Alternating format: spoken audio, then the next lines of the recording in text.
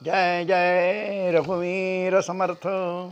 शुका सारिके पूर्ण वैराग्य जाते, वशिष्ठा परिज्ञान योगेश्वराते, कवि वाल्मीका सारिका मान्य। नमस्कार माझा सद्गुरु रामदासा। जय जय रघुवीर समर्थ। जय जय रघुवीर समर्थ। सभी आदरणीय श्रोताओं को नमस्कार, मेरा विनम्र अभिवादन। आज शनिवार दिनांक 22 जनवरी यानी माह का चौथा शनिवार। आज का विषय है कलश और श्रीफल।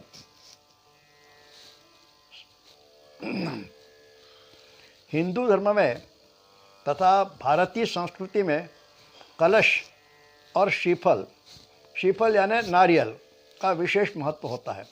सभी शुभ कार्य में, पूजन आदि में कलश और श्रीफल का उपयोग होता है। जिस प्रकार हर पूजन के अवसर पर प्रथम गणेश जी की पूजा होती है, उसी प्रकार कलश का पूजन होता है।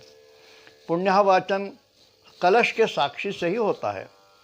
और वास्तविकता तो यह है कि प्रथम कलश की स्थापना होती है, उसको नमन तक किया जाता है और बाद में विघ्नहर्ता गणपति। मान्यता है कि कलश में वरुण देवता विराजित होते हैं।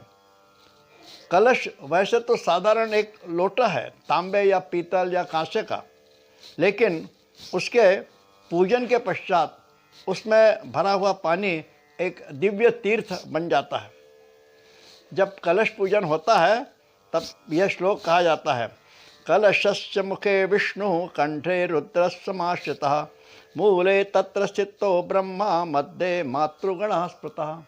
तथा अंत में सर्वे समुद्राः सरितस्तीर्थानि जलदा नदः, आयान्तु मम शांत्यर्थम दुरितक्षयकारकः। हमारे ऋषि मुनियों ने एक छोटे से लोटे में सभी देवता, वेद, समुद्र, नदी, गायत्री, सावित्री आदि की प्रस्तावना करके बिंदु में सिंधु का दर्शन कराया है। जब हम नवीन घर में वास्तु में प्रवेश करते हैं तो प्रथम उस वास्तु में कलश स्थापित किया जाता है। यह कलश जल से भरा हुआ होता है, जिसका भाव यह है कि मानव का जीवन सदा पल्लवित रहे, यही मंगल कामना उसके पीछे है। इस कलश पर श्रीफल रखा होता है, जिससे कलश की शोभा भी बनती है। सम्माननीय व्यक्तियों का श्रीफल देकर सत्कार किया जाता है। हमारा यह शरीर पवित्र है, सुंदर है, दर्शनीय है, जब तक जीवन रूपी जल और प्राणात्मक ज्योत इसमें है। प्राणहीन शरीर यानी मूर्तिहीन मंदिर। कलश का पानी जिस प्रकार से विशाल जल राशि का जल अंश है, उसी प्रकार शरीर रूपी कलश में रहने वाला जीवात्मा चेतना का अंश है। हमारे संस्कृति में भावनाओं का महत्व होता है। यही भारतीय जीवन की विशेषता है। भावनाओं के बदलने से जीवन का व्यवहार बदल जाता है। पत्थर पर सिंदूर लगाने से वह पत्थर न रहकर मूर्ति हो जाती है, हनुमान जी या गणेश जी हो जाते हैं। भावना ही जीवन है तथा भावना शून्य जीवन मृत्यु है। हर मंदिर के शिखर पर कलश होता है, यानी छोटा सा कलश शिखर पर स्थापित होता है। उसी प्रकार छोटा मनुष्य महान कार्य करके शिखर पर पहुंच सकता है। इसीलिए तो एक रत्नाकर डाकू प्रभु श्री राम के नाम में लिप्त होने से महर्षि वाल्मीकि बन गया। जल ही जीवन है, ऐसा कहा जाता है। अर्थात वर्षा है तो जीवन है, वर्षा न हो तो जीवन शुष्क होगा। इसीलिए वर्षा का पूजन होता है, क्योंकि वर्षा द्वारा मानव सेवा होती है। मानव को जीवन दान वर्षा से प्राप्त होता है। प्रश्न यह है कि बारिश यानी वर्षा तो 12 महीने होती नहीं। इसीलिए ऋषि मुनियों ने सोचा कुएं, तालाब, नदी आदि का पानी तो वर्षा का ही है, इसलिए लोटे में भरकर उसका पूजन शुरू किया। ऐसी मंगल कामना इस कलश पूजन की है। इसी प्रकार श्रीफल का महत्व हमारी संस्कृति में है। श्रीफल यानी नारियल। पूजा अर्चन में श्रीफल का विशेष स्थान है। किसी व्यक्ति का सम्मान करने के लिए उसे श्रीफल दिया जाता है। श्रीफल का उपयोग पूजन अर्चन के अलावा लोग उसे किसी न किसी प्रकार से उपयोग में लाते हैं। कई लोगों के लिए रसोई में इसका महत्वपूर्ण योगदान होता है। दक्षिण भारत में तो नारियल के बिना रोज का जीवन ही नहीं है।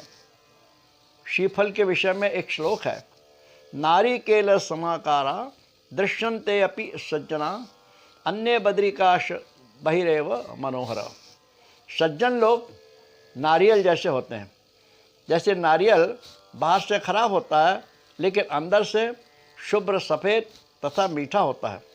कुछ लोग बाहर से बहुत अच्छे दिखते हैं लेकिन उनका अंतर्मन खराब होता है। बाहर से अच्छा होना सरल है लेकिन अंतर्मन अच्छा होने के लिए कष्ट करना होते हैं। नारियल बाहर से अच्छा नहीं है लेकिन अंदर से स्वच्छ, शुभ्र तथा मीठा, और इसी के लिए उसका महत्व है। इसीलिए उसे श्रीफल कहा गया। हमारा शरीर, हमारा चेहरा, यह तो भगवान ने जैसे बनाया है वैसे ही रहेगा। वह अच्छा होगा यह होना यह हमारे हाथ में नहीं है, लेकिन अपने अंतर्मन को अच्छा बनाना हमारे हाथ में है। सिर्फ हमारी इच्छा होनी चाहिए। इतिहास में ऐसे कितने ही महापुरुष तथा संत हुए हैं जो दिखने में काले सावले साधारण, साथ में कुछ व्यंग, लेकिन उन्होंने अपने गुण सौंदर्य से और विचारों की सुंदरता के कारण समाज में प्रतिष्ठित तथा सम्माननीय स्थान प्राप्त किया है। कहते हैं, चाणक्य दिखने में काले सावले कुरूप, लेकिन उनकी विद्वत्ता, चतुरता आदि सद्गुणों के कारण वे अमर हो गए। अष्टावक्र को सभी जानते हैं। उनका देह 8 प्रकार से टेढ़ा मेढ़ा था, इसीलिए उन्हें अष्टावक्र भी कहा जाता। लेकिन उनकी विद्वत्ता अद्भुत थी। बड़े बड़े विद्वान उनके सामने नतमस्तक होते थे।